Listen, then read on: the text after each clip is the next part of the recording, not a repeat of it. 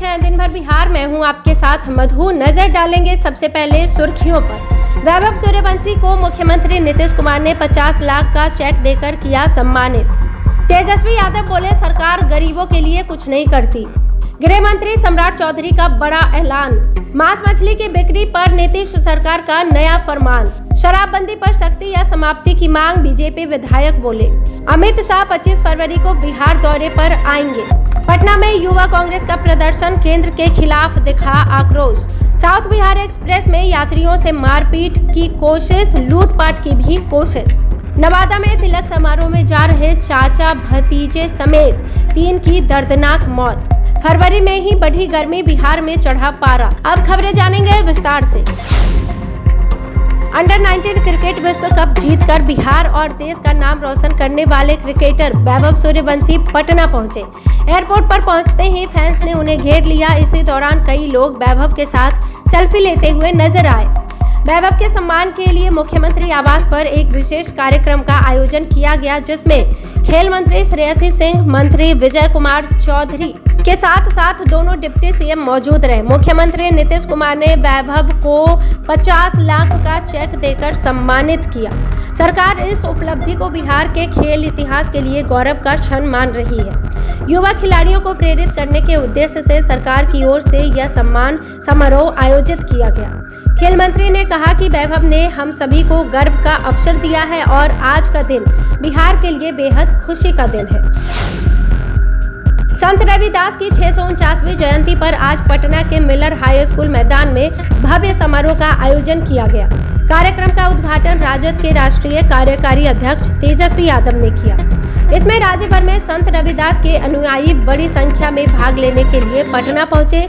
तेजस्वी यादव को चांदी का मुकुट पहनाकर स्वागत किया गया। तेजस्वी यादव ने कहा कि हर बार की तरह इस बार भी जयंती मनाया जा रहा है। सभी को इनके बारे में पढ़ना चाहिए, इनके बारे में सीखना चाहिए। इन्होंने कितना संघर्ष किया। जो लोग शासन कर रहे हैं वो लोग गरीबों के लिए कुछ नहीं कर रहे। सड़कों पर से ये लोग गरीबों को हटा रहे हैं। सत्ता में महा ठग लोग बैठे हैं। चंद अमीरों का काम सरकार कर रही है और पूरे बिहार में शराब बिक्री जारी है। इसमें जो जेल है वो सिर्फ दलित समाज के लोग जाते हैं। बिहार के उप मुख्यमंत्री और गृह मंत्री सम्राट चौधरी ने बिहार पुलिस सप्ताह का भव्य शुभारंभ किया। इस अवसर पर उन्होंने राज्य में बेहतर पुलिसिंग, तकनीकी विकास और पुलिस कर्मियों के कल्याण को लेकर कई महत्वपूर्ण घोषणाएं की। सम्राट चौधरी ने स्पष्ट किया कि नीतीश कुमार के नेतृत्व वाली सरकार पुलिस को हर संभव सुविधाएं और आधुनिक तकनीक मुहैया कराने के लिए प्रतिबद्ध है। बेहतर पुलिसिंग के लिए सरकार का अब आधुनिक तकनीकी और नए मॉडल्स पर काम कर रही है। गृह मंत्री ने बताया कि बिहार पुलिस में एआई का सहयोग लिया जा रहा है ताकि अपराध नियंत्रण और अनुसंधान को और अधिक सटीक बनाया जा सके। इसके साथ ही महिलाओं की सुरक्षा को दृढ़ करने के लिए पुलिस दीदी की भी पहल शुरू की जा रही है। अब बिहार का कोई भी जिला नक्सल प्रभावित नहीं रह गया। बिहार सरकार ने खुले में मांस मछली की बिक्री पर रोक लगा दी थी। सरकार के आदेश के बावजूद भी खुले में मांस मछली की बिक्री हो रही है, जिसको देखते हुए अब सरकार ने अहम फैसला लिया है और दुकानदारों पर सख्त कार्रवाई करने का आदेश जारी कर दिया है।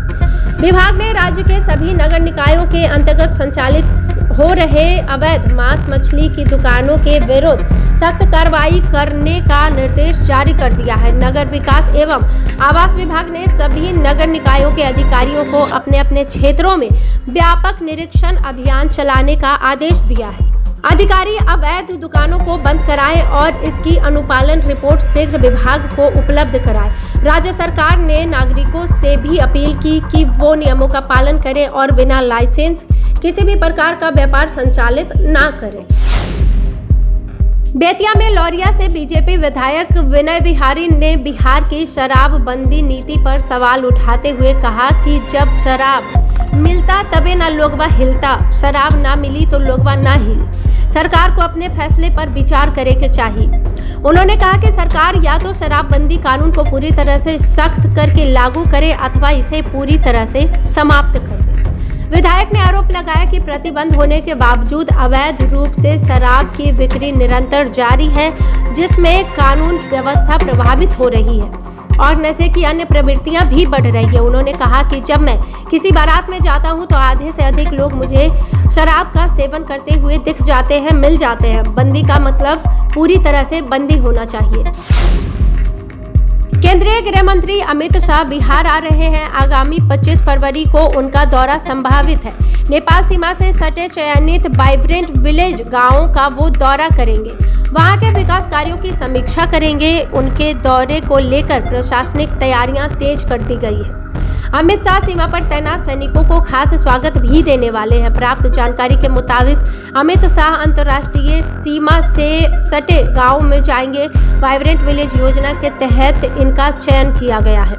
अमित शाह एक सभा में लोगों को संबोधित भी करेंगे। नेपाल से सटे खुले बॉर्डर इलाके पर केंद्र सरकार की खास नजर है।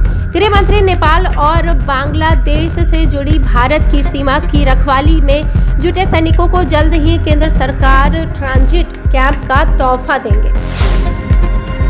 पटना के इनकम टैक्स गोलंबर पर युवा कांग्रेस के कार्यकर्ताओं ने जोरदार विरोध प्रदर्शन करते हुए प्रधानमंत्री नरेंद्र मोदी का पुतला फूंका।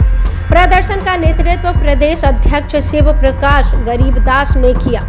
युवा कांग्रेस ने आरोप लगाया कि एप्स्टीन फाइल्स में केंद्रीय मंत्री हरदीप सिंह पुरी का नाम सामने आने और एआई समिट के दौरान हुए प्रदर्शन के बाद संगठन के पदाधिकारियों के राष्ट्रीय सचिव कृष्ण हरि और प्रदेश सचिव कुंदन यादव को गैर कानूनी ढंग से हिरासत में लिया गया है। प्रदेश अध्यक्ष शिव प्रकाश गरीबदास ने कहा कि विश्व के सबसे बड़े लोकतंत्र के प्रधानमंत्री को देश की संप्रभुता और अस्मिता के सवाल पर स्पष्ट रूप से रुख रखना चाहिए। छत्तीसगढ़ के दुर्ग से चलकर बिहार के आरा आने वाली साउथ बिहार एक्सप्रेस में रविवार को लूटपाट की कोशिश की गई। अपराधियों ने ट्रेन के H1 कोच को निशाना बनाया और यात्रियों से मार पीट कर सामान लूटने की कोशिश की। घटना की सूचना मिलते ही ट्रेन को फतुहा रेलवे स्टेशन पर करीब 1.5 घंटे तक रोककर जांच की गई। हालांकि तब तक सभी आरोपी भागने में सफल रहे। यात्रियों ने बताया कि कुछ हथियारबंद बदमाश अचानक कोच में घुसे और यात्रियों को धमकाकर नकदी, मोबाइल और कीमती सामान लूटने की कोशिश करने लगे।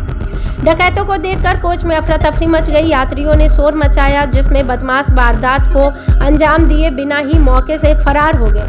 रेलवे पुलिस ने मामला दर्ज कर लिया है और आसपास के इलाकों में छापेमारी कर रहे हैं और सीसीटीवी फुटेज भी खंगाला जा रहा है।